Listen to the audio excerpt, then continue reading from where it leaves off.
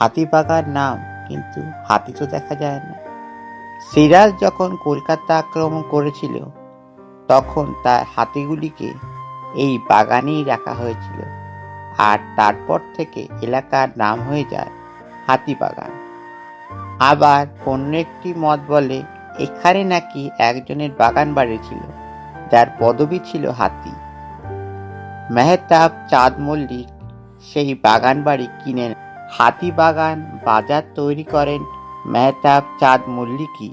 সেই বাজার চলছে এখনো রমরমিয়ে।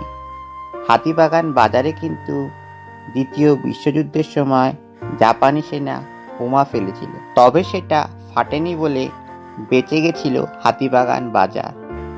একদিকে হেদুয়া, অন্যদিকে শ্যামবাজার।